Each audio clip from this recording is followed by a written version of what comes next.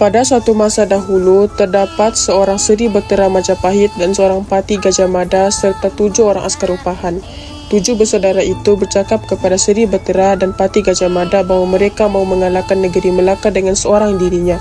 Berapa lama kemudian, terjadinya tragedi yang mengatakan bahawa ke-7 orang askar upahan itu telah mati dibunuh oleh Laksamana di Bukit Cina. Berita itu akhirnya didengari oleh Pati Gajah Mada bahawa ke-7 bersaudara yang dititah oleh Seri Betera itu sudah mati.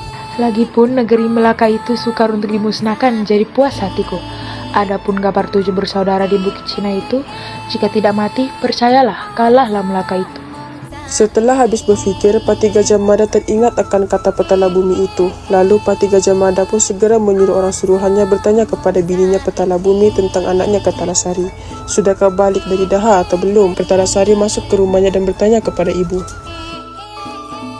Ibuku, kemana perginya ayah?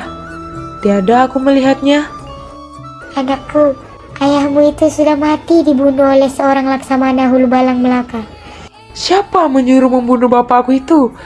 Atau negeri Majapahit ini habis kubinasakan?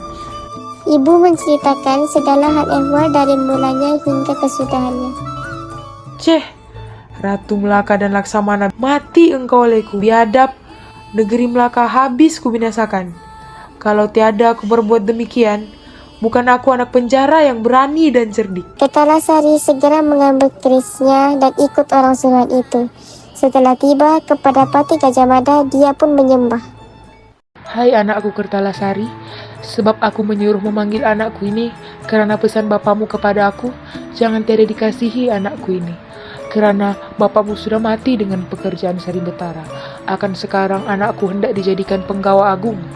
Setelah mendengar kata Pati Gajah Mada itu, hati Kertalasari terlalu sukacita seraya menyembah kaki Pati Gajah Mada.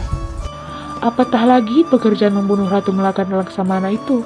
Pada hati saya, jika negerinya pun dapat saya kalahkan dengan seorang patik juga, seterusnya segala anak bininya orang Melaka dapat saya ambil.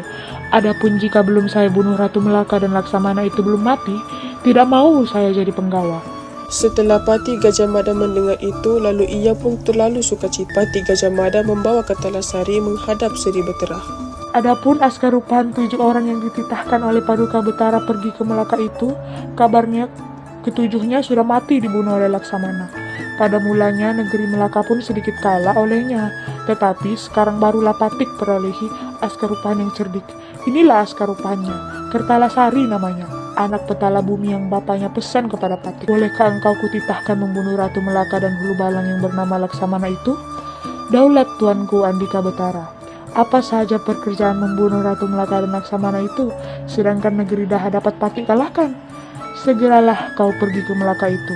Kerajaan seperti katamu itu tak... Kalau tuanku ingin memerintahkan Pati, akan segera Pati suruh hantarkan ke Melaka dengan sebuah perahu supaya dapat Pati kerjakan seperti kita Paduka Betara. Adalah hantarnya ke Melaka. Pati Gajah Mada pun menyediakan sebuah perahu dengan 10 orang yang akan beserta. Setelah sudah lembirnya, Kertalasari tiba di Melaka. Ia singgah di luar kota di kawasan kampung orang Jawa. Kertalasari menyamarkan dirinya seperti orang Jawa di situ. Kertalasari juga sering keluar masuk, bermain-main di seluruh kampung para orang kaya dan saudagar. Kertalasari menyamar menjadi orang Patih Kermawijaya. Ia masuk seorang diri mengikuti Patih Kermawijaya yang pergi berjumpa dengan rakyat Jawa itu. Semua ulu balang yang turut sertai itu diperhatikan oleh Kertalasari seorang demi seorang. Lalu ia pun memandang Laksamana sambil berkata dalam hati, "Dialah sosok Hulu Balang Ratu Melaka yang bernama Laksamana itu. Kalau betul dia pelakunya, benarlah ia membunuh bapakku. Karena bapakku itu ialah askar upahan yang hebat lagi cerdik." Setelah selesai dia berpikir demikian, Kertalasari melihat pula keadaan dewan besar dan tempat orang menunggu menghadap raja itu. Setelah diperhatikannya dengan teliti, Kertalasari pun kembali ke tempat persinggahannya, lalu berjalan mencari lokasi untuk menyimpan harta. Dia ternampak sebuah bukit di luar kota itu. Dia pergi ke atas bukit tersebut, didapatinya tempat itu sangat sesuai untuk menyembunyikan harta. Beberapa ketika kemudian, hari pun bertukar menjadi malam. Kertalasari pun turut makan bersama-sama mereka. Setelah larut malam, saudagar itu masuk tidur. Maka Kertalasari pun mencuri segala harta saudagar itu sebanyak yang mampu dibawanya, dan dia juga mencabul istri saudagar tersebut.